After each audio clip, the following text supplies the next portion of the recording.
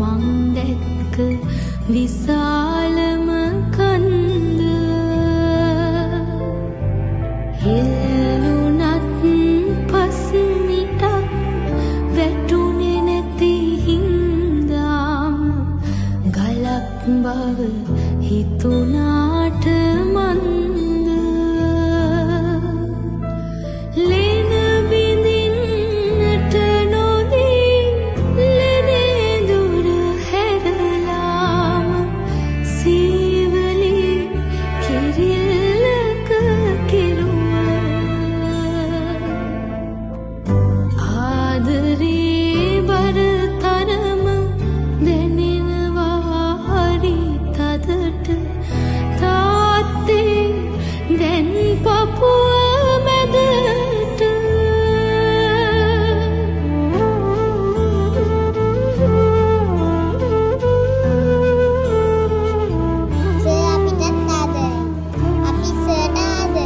පුරා පුරෝගෙන අරුණෝදයක් විලස පැතුම් ගෙත්තම් කරන කවිකාරයෙක් දිනක මෙබිම සැරිසරන්නට ආවාද වාගෙම මතකයිනේ හැමෝටම. හරි පුදුම පාසලක් කීවනු කිලිටි සිතින් හුස්මසේ දැනෙන සොයිරුදම් වපුරලා. ඉතින් ඇත්තටම අවංක නායකයෙක්. මොකද නායකත්වයේ පාසලට අහිමි වීම ලොකු පාඩුවක්. සර් අනික ඇත්තට දුකයි. ඉතින් කියන්නේ සර් කියන්නේ නියම මිනිස්සෙක්. ඉවසීම ප්‍රශ්නකදී එකපාරට කලබල වෙන්නේ නැහැ. සර් මොකක් හිතලත් බලලා තමයි තීරණය කරන්නේ. මට නම් කියන්න අවශ්‍ය නැති තරම් ගොඩාක් දුකයි. ඒක තමයි කියන්න තියෙන ලොකුම දේ. මං විතර සර්ත් එක ගැටිලත් නැතුව ඇති කවුරු හරි. අර ඊයට මං ගැටෙනවා එක එක අදහස් වලදී.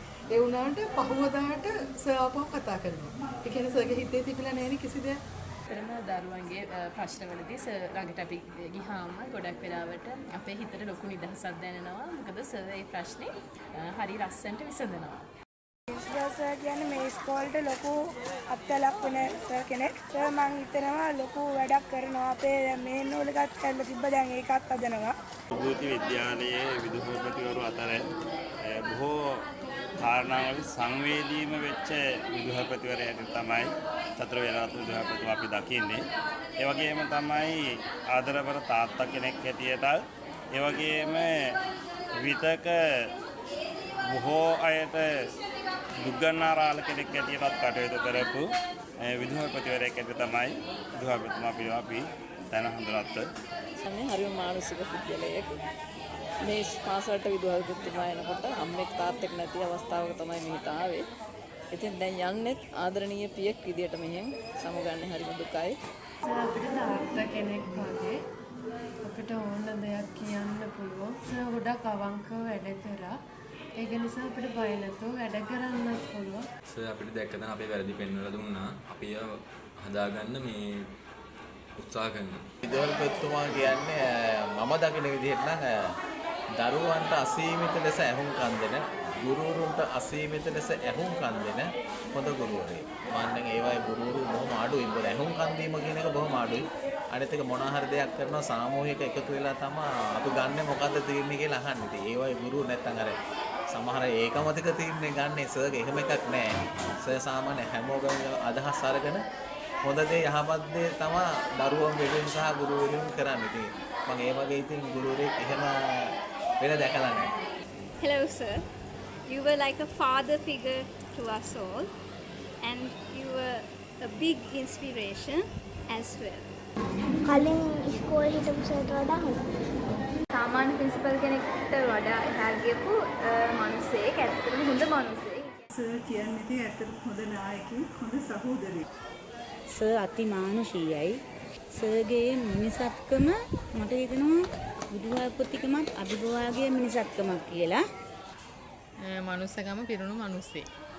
අපේ විදුහල්පතිතුමා අපිට තාත්තා කෙනෙක් වගේ ඇත්තටම අපේ අඩුපාඩු හැමතිස්සෙම මඟ පෙන්වමින් අපිව යහමඟට යොමු කරන්න උත්සාහ දරපු විදුහල්පතිතුමා. පෞද්ගලිකයක් තියෙනවා ඊළඟට අපේ ඉස්කෝලේට උදව් වැඩක් කරන මේ හොඳ නියම මට දැනෙන්නේ තාත්තා කෙනෙක් වගේ. හැම වෙලේම අපිව ආරක්ෂා කරනවා. ගොඩක් හොඳයි. එයා අපිට ගොඩක් අවවාද දෙනවා. අපේ ඉස්කෝලේ ඉන්න ළමයින්ගේ අධ්‍යාපනය කරේ දැඩි අවධානයක් එයා යොමු කරන නිසා මම හිතනවා එයා ඉතාම හොඳ ප්‍රින්සිපල් කෙනෙක් කියලා. ඇත්තටම හොඳ මානසික හදවතක් තියෙන සර් කෙනෙක්. ඉතින් හොඳට සර්ත් එක්ක සතුටින් වැඩ කරා. සර්ගේ අනාගතේදී සුව කරා. ඉස්කෝලේ දැනෙන දෙයක් කරා. ඒ ඇත්තටම හොඳ සර් කෙනෙක්. ඉස්කෝලේ ළමයි කෙනෙක් සර් හැදුවා. මනුෂ්‍යත්වයේ පිරි මිනිසෙක්. ඉතින් භූමිකාවට එහා ගිය මිනිසෙක් කියලා මට ඇත්තටම කියන්න පුළුවන්. තාම ආදරණීය මිනිසෙක් කියලා තමයි සර් ගැන කියන්න තියෙන්නේ. මනුස්සයාගේ මිනිස්සෙක් ඒ වගේම පරිපාලන අධින් ඉතා ඉහළ ශ්‍රේෂ්ඨ මිනිසෙක්.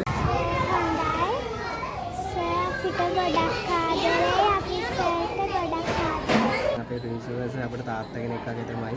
මේ කියන්නේ අධ්‍යාපනය පැත්තෙන් වගේම බාහිර පැත්තෙනුත් අපිට ගොඩක් දේවල් මේ එතුමා අපිට මේ දුවලා දුන්නා. ඒ කියන්නේ ළමයිගේ විනය තමයි හැම වෙලෙම කියන්නේ අධ්‍යාපනය කරන්න නම් විනය අංක 1 තියෙන්න ඕනේ.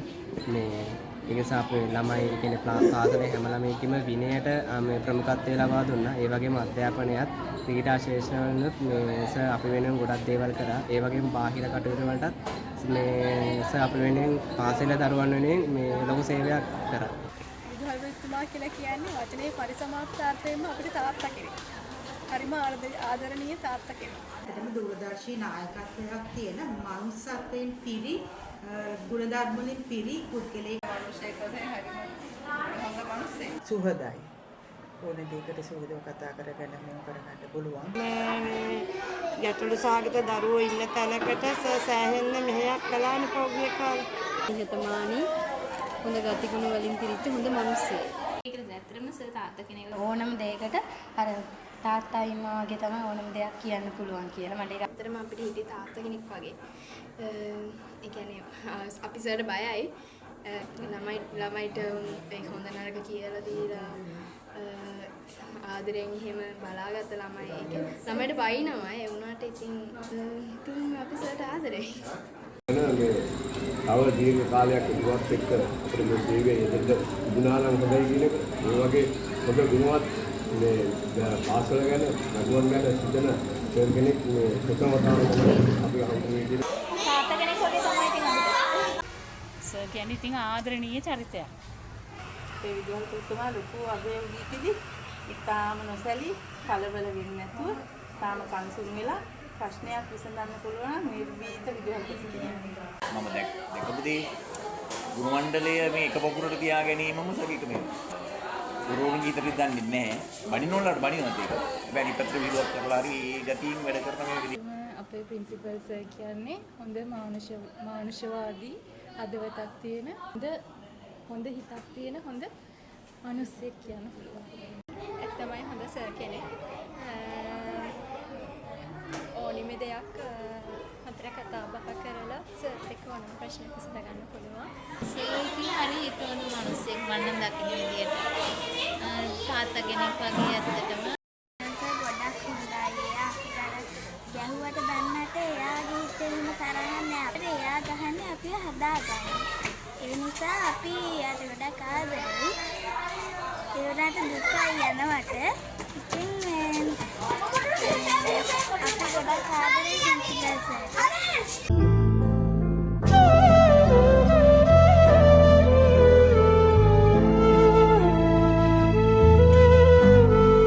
ලින්දොරෙන් පිට වෙන්න නුඹේ සිංහ පැටවුන්ට තටු දුන්න විලාස පුදුමයි.